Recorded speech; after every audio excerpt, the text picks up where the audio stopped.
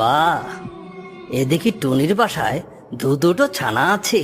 যাই টুনিকে বোকা বানানোর চেষ্টা করি। উফ, কি যে নাদুস টুদুস ছানা। আমাকে আর যেমন করেই হোক এটা খেতেই হবে। টুনটুনি পাখির মাংস যে কত নরম আর সুস্বাদু হয় তা কেবল যে খায় সেই জানে। আমাকে যেভাবেই হোক ওই দুইটা ছানা খেতেই হবে।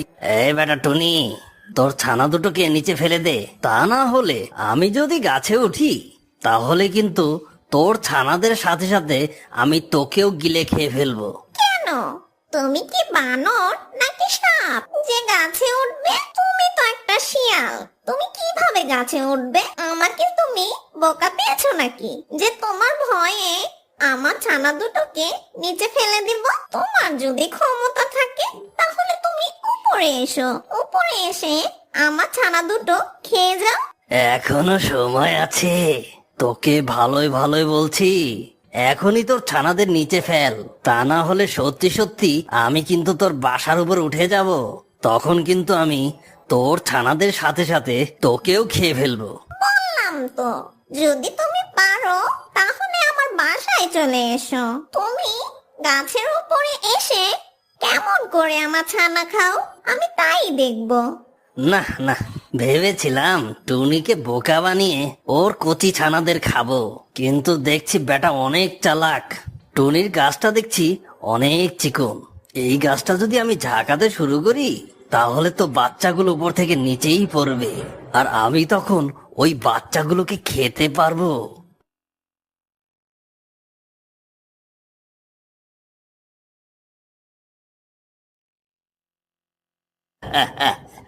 দেখলি তো টুনি, তোর ছানাদের কিন্তু আমি খেয়েই ফেললাম, শুধু মাঝখান থেকে তুই বেঁচে গেলি।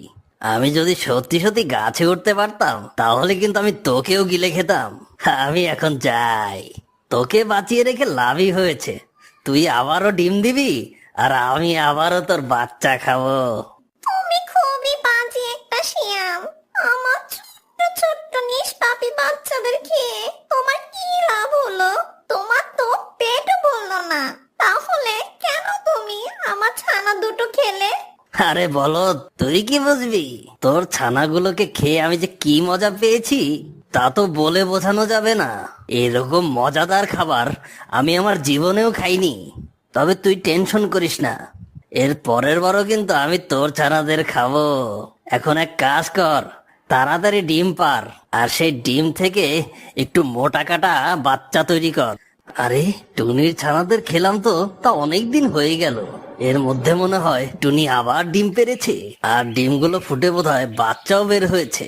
যাই একবার টুনির বাসায় একটু উকি মেরে দেখে আসি, আমাকে দেখে হয়তো বাচ্চাগুলো লুকিয়ে ফেলতে পারে, তখন তো আবার কপালে কিছুই জুটবে না। এই বলে শিয়াল রওনা দিল টুনির বাসার উদ্দেশ্যে।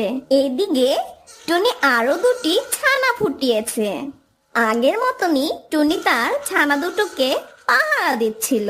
দুষ্ট শিয়াল ঝোপের আড়াল থেকে দেখতে লাগলো টুনির বাসায় আগের মতন নাদুস নুদুস দুটো ছানা আছে, দেখতে ভারী মিষ্টি। আরে ওই তো টুনির দুটো ছানা। না না না, খুব একটা দেরি করা যাবে না, টুনির কাছে যাই এবং গিয়ে ওর ছানা দুটো চাই। ভালোই ভালোই যদি দিয়ে দেয় তাহলে আমি ওকে কিছুই বলবো না, আর যদি না দেয় তাহলে সেই আগের মতো গাছ ঝাঁকুনি দিতে শুরু করব, তাহলে একা একাই ছানাগুলো নিচে পড়ে যাবে। এই বলে শিয়াল ঝোপের আড়াল থেকে বেরিয়ে আসে, আবার টুনির বাসার নিচে গেল আর টুনিকে ভয় দেখিয়ে বলতে লাগলো, কিরে টুনি, আবার দেখি তুই দুটো ছানা ফুটিয়েছিস। আমি বলেছিলাম না আমি আবার আসবো, দেখ আমি ঠিক চলে এসেছি। নে আর দেরি করিস না, ভালোই ভালোই তোর ছানাগুলো মাটিতে ফেল, আমার পেটটা চোচো করছে। আমি তোমার কাছে হাত জোর করে মিনতি করছি, তুমি আমার ছানাগুলোকে খেও না। আমার ছানা দুটো নির্দোষ আর নিষ্পাপী, তোমাকে কি ক্ষতি করেছে ও? তুমি ওদেরকে খেও না, কমসে কম এই ছানা দুটোকে ছেড়ে দাও তুমি। দেখ টুনি, এখনো কিন্তু সময় আছে, আমি তোকে ভালোই ভালোই বলছি, ছানাগুলোকে এক্ষুনি নিচে ফেল, আর কাকতি মিনতি করে তোর কোনো লাভ হবে না। আমি তোর ছানাগুলোকে খাবোই খাবো। ভালো এটাই হবে যে তুই তোর ছানাগুলোকে ভালোই ভালোই নিচে ফেল। আমি তোমার কাছে হাত জোড় করে ভিক্ষা চাচ্ছি, তুমি আমার ছানা দুটোকে ছেড়ে দাও ভাই। আমার ছোট্ট নিষ্পাপী দুটি বাচ্চা, ওদেরকে বাঁচার সুযোগ দাও এবার। ও, বুঝতে পেরেছি। সোজা কথায় আর কাজ হবে না, আঙ্গুলটা এবার বাঁকাতেই হবে। আবারও গাছ ঝাঁকাতে শুরু করি তাহলে, তাহলেই তো ছানাগুলো মাটিতে লুটিয়ে পড়বে। এই বলেই শিয়াল টুনির গাছটি ঝাঁকানো শুরু করে। জোরে জোরে ঝাঁকুনির ফলে বাসা থেকে তার দুটি ছানা আবার নিচে পড়ে যায়। আর দ্রুত শিয়াল ছানা দুটিকে খেয়ে ফেলে। তারপর শিয়াল তার আস্তানায় ফিরে গেল। টুনি সেটা দেখে মন খারাপ করে বাসায় বসে কান্না শুরু করলো। পরের দিন সকালে টুনির বান্ধবী কাক চলে এলো। কি হয়েছে ছোট্ট টুনি পাখি, তুমি কান্না করছো কেন? আর তোমার ছানা দুটো কোথায়? আর বলো না কাক বোন, একটি পাজি শিয়াল আমার ছানা দুটোকে খেয়ে ফেলেছে। এর আগেও একবার আমার ছানা দুটো খেয়ে ফেলেছে, আর আমি কিছুই করতে পারছি না। শিয়াল কিভাবে তোমার বাচ্চা দুটো খেয়েছে? শিয়াল তো গাছে উঠতে পারে না, তাহলে সে তোমার ছানা দুটোকে কিভাবে খেলো? পাজি শিয়াল বুদ্ধি করে এই গাছটি ঝাঁকাতে শুরু করে। গাছ ঝাঁকুনির ফলে আমার ছানা দুটো নিচে মাটিতে পড়ে যায়, আর শিয়াল ওদেরকে খেয়ে ফেলে। আসলে আমার বাসার গাছটি অনেক সরু, তাই শিয়াল খুব সহজে ঝাঁকাতে পারে গাছটি। ও, এবার বুঝতে পেরেছি শিয়াল কিভাবে তোমার ছানাদের খায়। তা তুমি এখন কি করবে ঠিক করেছো? আমি প্রতিশোধ নিব, আমার সন্তান হারানোর প্রতিশোধ চাই। যেভাবেই হোক আমি শিয়ালের কাছ থেকে বদলা নিব। পাজি শিয়াল দুবার করে আমার দুটো ছানা খেয়ে ফেলেছে, কিছুতেই আমি ওকে ছাড়বো না। শিয়াল তো অনেক বুদ্ধিমান ও চালাক, তাই তুমি শিয়ালের সাথে কোনোভাবেই পেরে উঠবে না। তাহলে কিভাবে তুমি প্রতিশোধ নিবে? কি ভেবেছো তুমি? কোনো বুদ্ধি আছে তোমার কাছে? শিয়ালকে আমি যখনই সামনে পাবো ওর মাথাটা ঠোকরাতে থাকবো, আর ওর মাথা ঠোকরাতে ঠোকরাতে ওর ঘিলু বের করে ফেলবো। তাহলে ওই বেটা শিয়াল চরম শিক্ষা পাবে। আরে বোকার মতন কথা বলছো ছোট্ট টুনি পাখি। তুমি যখনই ওর মাথা ঠোকরাতে যাবে তখনই তো ও তোমাকে ধরে খেয়ে ফেলবে, তখন তুমি ওর খাবার হয়ে যাবে। আমার কথা শোনো, মনোযোগ দাও। শিয়াল যখন ঘুমাবে তখন তুমি একটা ছুরি নিয়ে ওর লেজ কেটে ফেলবে, তাহলেই ওই শিয়ালের চরম শিক্ষা হবে।